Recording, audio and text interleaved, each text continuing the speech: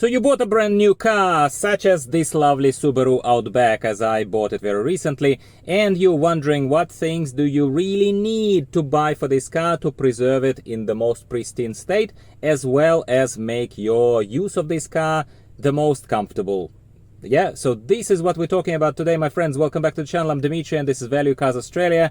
This is a lovely Subaru Outback 2023. I posted a video of my initial likes and initial dislikes, let's call them that, already. And today we're focusing on things that I bought for this car straight away. And today I'm gonna share this with you, hopefully inspiring you perhaps to make your life in your car a little bit easier if this is something that resonates with you, or if you're just simply a nice person, passerby, bystander who would just like to contribute to the growth of this channel.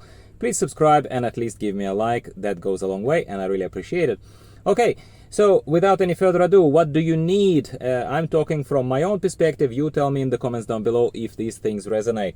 First things first, this car comes with plush, kind of just, plush, yes, plush material carpet mats. The only good thing about them is that they are original, and the driver's carpet mat at the very least is fitted to the bottom of the floor with those little clips over there. So that's a good thing. Everything else about them is bad, in my humble opinion. They get dirty very, very easily. Yes, this material is kind of cleanable, but imagine if it's rainy, if it's muddy and stuff like this. I don't even want to go there. This is going to be a complete mess and a complete headache to clean up.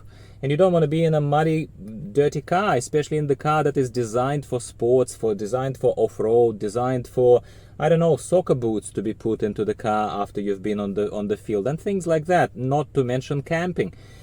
So I think you absolutely need PVC or rubber mats, basically. And you would pay relatively an arm and a leg for, for the branded materials that are probably built across the road from the ones that I bought off eBay.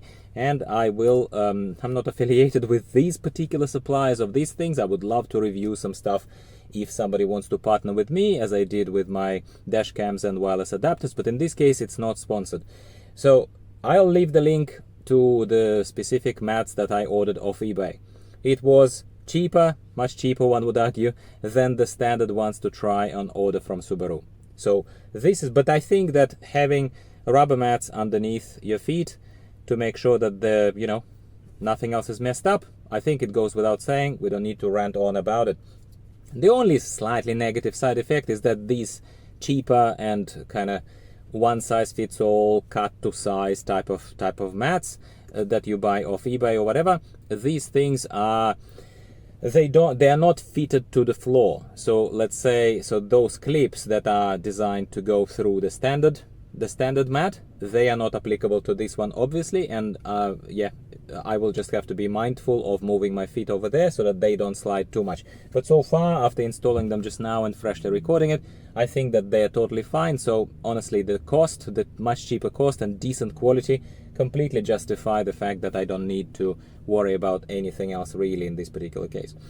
Now, second thing that I personally need, and I think a lot of people should consider, is the fact that you need weather shields or wind deflectors, whatever the terminology you use in your locale or country.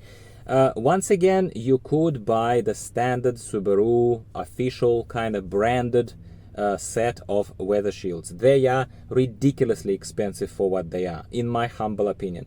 Yes, they are neat, they're tidy, they're kind of tucked in over there and all that kind of stuff when they're Subaru designed and installed. I acknowledge that, but over here I paid quarter of a price or 1/5 of a price or something, yeah, of these ones. Again, ordered them off eBay. They probably once again are being made across the road from where the original ones are made anyway.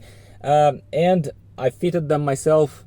They're fine. Today was the first rain, quite heavy rain as well overnight, and in the morning when I'm recording this, after dropping my kids off at school. And I think that these they're perfectly suitable so far. I like their color.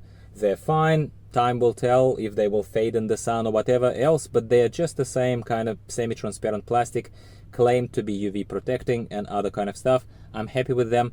They're cheap, cheerful, and they look good. They look fine on the car. Now, in the first video where I spoke about this Subaru Outback very fondly, I like the most of it, but what I don't like, and that's probably one big thing that I don't like, is a relative lack of storage space.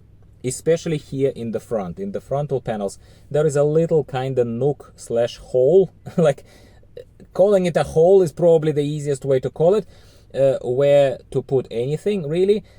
In other words, there is just enough space to chuck your keys, I suppose, and that's about it. Kinda, nowhere to put your phone. So I humbly believe that you need to consider installing a phone holder. Some people have them installed with a suction cup on the windscreen. I kind of decided to not worry about it this time around. I decided to go a different way. And instead of that, I researched, found a cheap one again on eBay or something. I will again link in the description in case you're interested to get the one that I've gotten. This little cool thing, it sticks to a flat surface. I stuck it to the side of this central infotainment panel. It's twistable. If I, for example, want to just chill and watch a little YouTube video or something like that, I can actually fit the phone quite nicely right on that thing.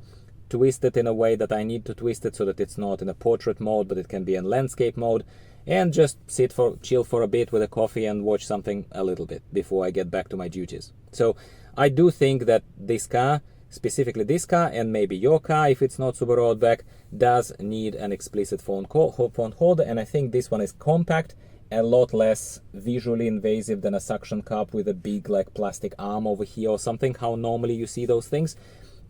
I think this is cool. I think you should consider a phone holder for Subaru Outback, hands down, absolutely, no problem.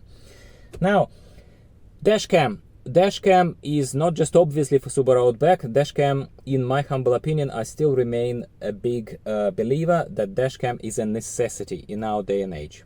Anywhere, Australia, Russia, Indonesia, bloody South Africa, wherever you want it, you need a dash cam, and you need a good and reliable one. In any place, dash cam is a good thing because idiots are everywhere. People reverse into you at the street lights. It doesn't have to be an assault or anything like that. Consider a couple that I promoted recently. Viofo offers a very high quality and offers visibility forward, backward, and if you are an Uber driver, you can even install the third channel and look inside of the vehicle. Check out the links in the description below. I will give you a discount as well. Now, also, if you're not that keen on, say, high quality, but you want to still see everything, especially at night, then perhaps Lanmodo, something like Lanmodo Vast M1 camera that I reviewed recently, may be worth of your attention. Lower quality image, but higher sensor visibility in the night time. So, dash camera for any car, including Subaru Outback. No questions asked. If you're struggling with installation, how would you run a wire, all that kind of stuff, please, first of all, talk to me in the comments down below so I know you're interested in this. And secondly, check out, again, a linked channel, my own spin-off, a bit of a sleepy village at the moment, but will be gaining speed soon enough, channel called Auto Gear Reviews. That's where I put those videos so that I don't overload my local crowd that is waiting for car reviews and car advice with those videos. So check out that video for more technical kind of stuff. And finally, I'll mention to you something that I don't think you need all sorts of different sunshades and different screen shading, basically. Yes, my car is also window tinted, and it's pretty dark window tinted. But if you're resting inside of the car, it's still bright as day. The light comes in. It only looks dark from the outside for privacy, etc. purposes. But also in the sun, at the very least, 90% of owners of any cars, they at least invest into the windscreen, into the big sunshade reflective screen here in the front. These things cost $6 on eBay. Yes, I can give you a link as well, but and again, I'm not affiliated. I'm not reselling this kind of cheap stuff. But you need sunshades, man. Like, there is no question. And if you are into more serious car camping, if you spend longer amounts of time in your vehicle recreationally, presumably, mostly, yeah, I like to chill and camp, yeah, for example, then you need to invest more into it. You need to have particular sunshades, and I have some opinions on this, but this video is not specifically for it because it's not camping related. It's a generic advice related. But basically, sunshades, my friend. You notice one thing that's missing from here. it is my usual regular advice on wireless Android Auto and Apple CarPlay adapters, such as Carpuride, such as CarLinkit, such as OTTOCAST, those kind of things. Why am I not mentioning it now to you? And yes, you still can get the cheaper discount codes and stuff. I always include them in the description of the video if your car doesn't have that facility. But I'm not mentioning it because Subaru Outback 2023 has built-in wireless Android Auto and wireless Apple CarPlay. So you don't need it there. Simply honorable mention. As you can see, it wasn't mentioned in the main lineup of my advice for you. I hope you've enjoyed this. Maybe I inspired you. Maybe I just gave you a further insight into Subaru Outback and stuff like that. If it helped you in any way or you would like to help me out anyway, subscribe, give me a like, and I'll see you next time, next week, talking about something else, cars related, not exclusively Subaru, obviously, but possibly Subaru, because I'm still exploring the vehicle and enjoying it immensely. Thank you very much for stopping by. Goodbye for now.